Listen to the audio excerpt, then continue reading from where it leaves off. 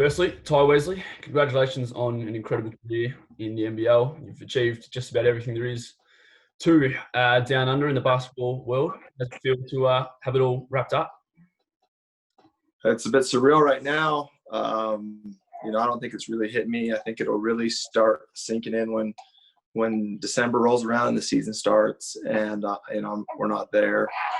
But it's been a crazy ride. It's bittersweet that it's coming to an end. And the decision to retire, what was behind the call to hang up the The decision to retire it wasn't one that we took lightly, but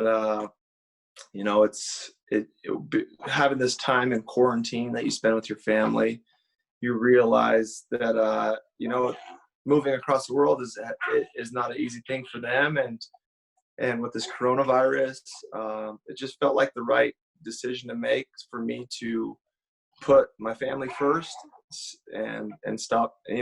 I've got to live my dream for 9 years and play across the world, and I think it's time to put my kids and my wife, especially, who have been so good to me, put them first and be just be a normal guy and be with them. Who were the key people that you spoke to at the club and your family back home in Utah to make the call? So obviously my wife was the one who had the most weight on my decision, the most input. But yeah, I talked to Simon. I've talked to former coaches and former teammates. I just want to reach out to some guys and let them know. I've been talking to a guy this whole summer, Josh Boone, who's been really close to me, and it's been a roller coaster. My family, my oldest brother, Kelly, has been probably my biggest mentor throughout my whole career, and so he's helped me and continues to help me in the transition. Do you think you found some peace in the decision to, the stress is gone, now you're just a dad? I haven't found peace in it yet, but I'm sure that peace will come. I had a moment today. We were on the trampoline jumping around, and I had my two older kids, and they were just sitting there. We were eating a popsicle and on the tramp, and it just felt, I don't know, that moment felt like, I made the right decision. And how do you reflect on your NBL journey? Obviously, you had time at New Zealand at Melbourne United, 2 titles, then you came to the Phoenix. How do you look at it all now? Man, I look back and I'm just, honestly, I'm so grateful for the journey I had. I'm grateful for my teammates and the opportunity. I was brought to New Zealand by Paulie Hanade, however long ago, to play in the New Zealand League, and that got me my start with the Breakers, which got me, a good job with United, which took me back to Breakers and then to the new franchise. So it's been, I've been treated so well, and I'm so grateful for, I know a lot of guys don't get the opportunity to play in the Australian Basketball League, and so just to have been able to have success and play there has been so awesome. Settle down. And your fondest memories in the league, obviously the titles would have to be up there, but what are some of the memories that you'll take into the next phase of your life from the NBL? Yeah, absolutely. The titles, but more than the titles, more than the wins, it's the relationships that I made. I have some of my best friends in the whole world who are Australians and Kiwis and guys that I played with and coaches, so that's the thing that I take away the most. And that's what brings me the most joy is just reliving those relationships and those memories.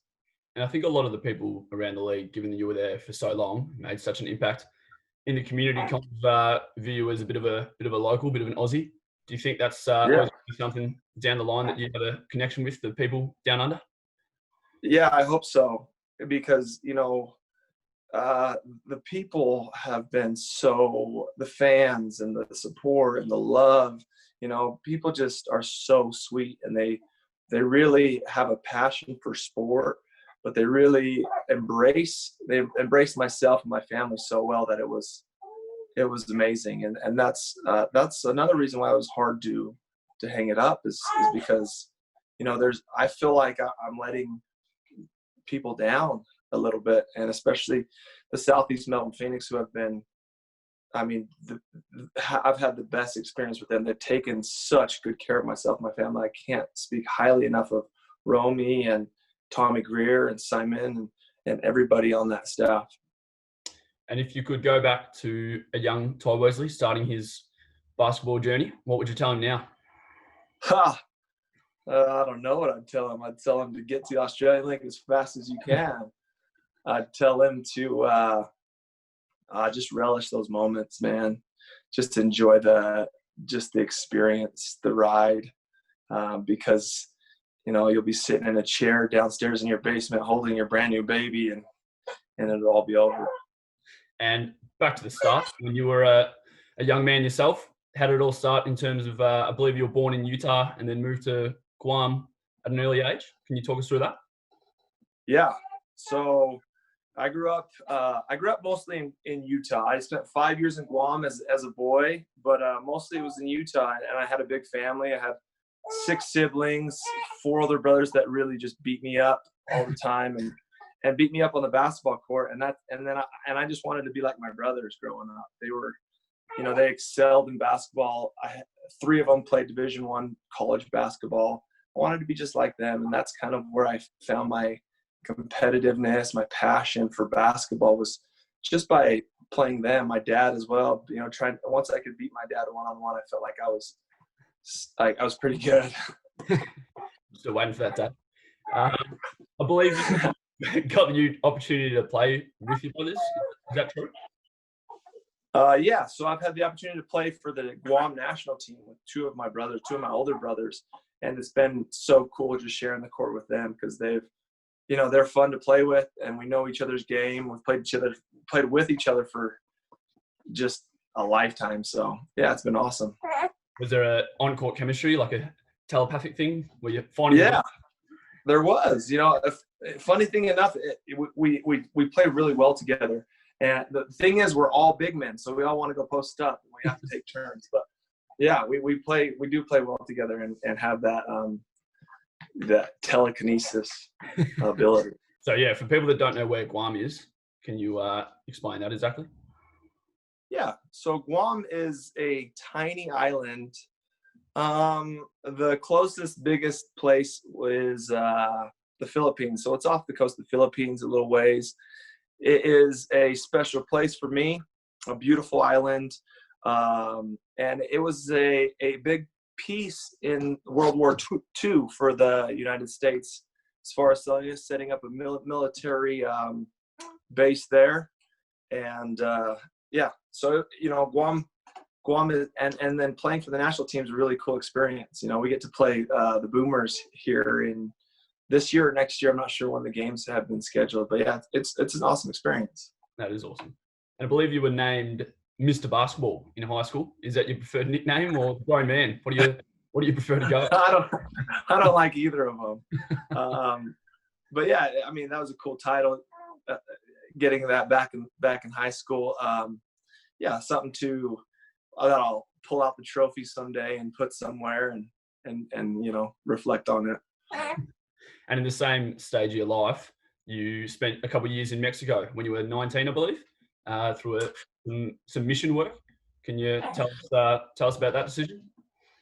Yeah, so in my religion, at 19, it's typical for the young men to make a decision to leave their house, leave their family, and go. You go. You don't really choose where you go, but you go out and you serve a mission where every day you're waking up, you're knocking on people's doors and asking if they want to learn about, listen to your message about Jesus Christ and become converted to His gospel, and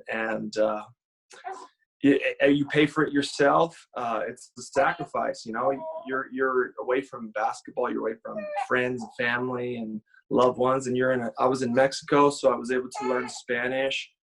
But a humbling experience, and one for me that I really matured, grew up, came back, a man. I left a boy and came back a man, which was something that I needed. I was very immature. Still am very immature, but yeah, it was a awesome experience, something that I cherish very, very deeply. Do you think those couple of years set you up for life in basketball, which is a pretty, stressful and highly competitive life? Something as big as that set you up? Yeah, I think it gives you perspective. It puts things in order. You lose a big game or you win a big game and you go home, and for me, I had my family and my religion and my faith, and so you never get too low or too high. You understand the big picture, and that's something that I think helped me become who I am, and to be the person that I am. And after college, you headed to Europe to play for a couple of years. How did it become that you went from Europe to the NBL? Had you ever been to Australia before? No, so I'd never been to Australia previous. I always wanted to go to Australia and New Zealand. This is the thing. I wasn't good enough to play in the NBL at that time. I left college and I had a great resume. I had some accolades, but I was from a mid-major, and I was an undersized 4-man. I thought I was good enough, but the reality is I don't know if I was. And so I went to Europe for 3 years. I was able to win a championship there, and then I got the opportunity to come over here through. I don't know if you guys remember Gary Wilkinson, but he's one of my best friends, and he played for the Breakers. He kind of put my name out there a few times for me, and finally, I guess it stuck because I got the opportunity. I finished my European season and went straight to New Zealand for the New Zealand League. And that's the best way I feel to get looked at for the Australian NBLs, through the New Zealand League and the old CBL, NBL 1, because you're right under their nose and they get to see you. And fortunately, I was able to play well enough for the Breakers to offer me a contract. You forged a bit of a reputation across the league over your 6 or 7 years as someone who contributed in the community fairly positively and really loved to get involved. What made you want to, contribute off the court so much? Yeah, I just, going to a place I didn't want to just kind of be a tourist. I wanted to get involved. I wanted to be part of it. I wanted to learn the culture. I wanted to learn the language. I wanted to immerse myself in everything I could. And that I love being around people. I love coaching. I love being around kids and inspiring them and helping them with anything that I have. Like I said, I grew up with a big family, and I think that and my faith, that's a big part of our faith is service. I did a 2-year service mission where, I paid for the whole thing for 2 years. So it's just, it brings joy when you're helping others, serving other people, And then you came to the Phoenix to round out your NBL career. What was behind that decision, and who convinced you to come down to the Heartland? Oh, that's a good question. I don't know. I think my wife helped me make that decision. We loved being at the Breakers, but the travel was really tough on us. Being every flight was international, so we'd have to leave, be at the airport early and those things. So that hurt us. And then Simon, my relationship with Simon, Tommy Greer, I never played with him, but we always had a good relationship in passing and when he worked for the NBL. So that was easy. And we talked to him, and Judd Flavel came over, which was easy. Kyle, who I've been a teammate with for 2 years. So the decision was really easy. They in Southeast Melbourne, I felt like they gave me what I deserved in a contract. And I was, they were honest, they were upfront, they were fair. And so it was a pretty easy decision, especially because we'd already lived in Melbourne. And then your time on the court, you had a pretty big preseason, and then you got injured in opening night. How devastating was that? Yeah, that was looking back. I hadn't, I don't know if I missed a game before that. And so to miss, the first part of that season really stuck with me. And that could be another reason why it's time, maybe time for me to move on. I just feel like I didn't recover from that or get back to the level that I was at before. But yeah, I think that's part of basketball. I've been so fortunate to I've broken my nose, I've broken my fingers, and then I pulled my hamstring. And so I've been so fortunate to not miss very many seasons, very many games. So yeah, that's life. And how much fun did you have with the boys at the Phoenix throughout the year, despite the unfortunate injuries to yourself? I mean, it's always fun. I think if you understand that you're playing basketball and you get paid and you get to provide for your family by playing basketball, if you take it too seriously, you're not doing it the right way. And every day is fun. Every day was so good, especially having the guys around us. Guys like guy who you can't be too serious with is like Mitch Creek. He's always cracking a joke, and Dane Pinot, who looks like the Tiger King, and Kyle, who gets called a tennis player at a Dallas workout, but he comes out and cooks out and is a baller. So, I mean, it's all fun. It's always been a good time.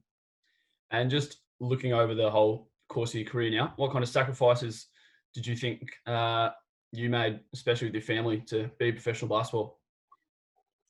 It's those things those moments that you miss.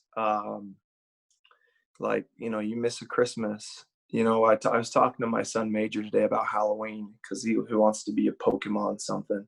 And I said, son, you're going to have the best Halloween this year because we're probably going to be in the States, and you're probably going to be, trick-or-treating around here with your cousins. And so, it's those moments that you miss, Christmas with your family, having a big feast and all these things. And don't get me wrong, I felt like, Australia and New Zealand were home for me when I was there. But, it's different when you have my wife's family's so close and they're big, and we get together 3 times a week out here, and it's just, there's nothing like it. When your kids grow up and have a better understanding of your career as a basketball player, what kind of player in person do you hope they see their dad as? Just the guy who just always would rock the rim and play above the rim and get like monstrous dunks on people, tip dunks. Hope they know that. I got a couple pictures that I'll have to show them of me just hammering on somebody. No, I hope they just know that their dad just he always gave it everything he had. He played with his heart on his sleeve. It was tough. He never backed down from a challenge, but he enjoyed it. He enjoyed the whole process. He enjoyed the ride, and he was a winner. And what's next for the grown man? Not have any more kids, work on my golf swing, work on my tan, put on some weight. No, I'd love to be in basketball. I think I could coach, but right now I think we're going to get a real job. I'm looking at doing something with mortgages, being maybe a mortgage loan officer, and just, be a soccer dad. Is Utah the home for you for the rest of your life, you think? I don't know. Well, currently we're in Idaho. That's where we bought our home. So we've actually moved out of Utah and up into Idaho, where it's a little more rural. And so, it's hard to say. I'd love to be back in Australia playing or coaching, but I don't know. I think it's definitely home for now and probably for the next few years. Do you think Australia will be somewhere you return on family holidays in the future? Oh, 100%. I think it'd be so cool to just go back and watch, Kyle Adnam be just killing in the league, and some of the younger guys coming up, Dang Akuth and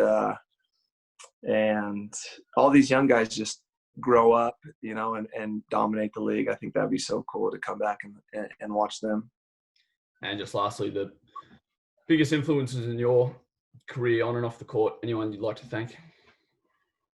Absolutely. Thank you. I'd like to thank Southeast Melbourne Phoenix for the way they treated me, especially through my injury, and the way they've taken care of my family.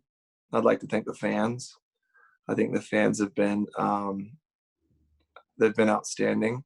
I'd like to thank my wife. I think I should have probably thanked her first. She's been, my rock, my children, my family, the New Zealand Breakers, the Melbourne United. I'm just so thankful that Larry Kesselman for what he's done to the league and all his team. I think they do I think they do an amazing job. Jeremy Lilligert, I'm grateful that the list could go forever. And I hope that people understand that, I am so indebted and so grateful. My family is so grateful for the way I've been treated my entire career in the NBL. Well, the whole Australian and New Zealand basketball community are thankful for your contribution. Obviously, it's been fun to watch you play, and off the court, it's been awesome to see you make a real impact in the community. So, Tai Wesley, congratulations on an incredible NBL career, and good luck for what's next with yourself and your family. Thank you, guys. I appreciate it.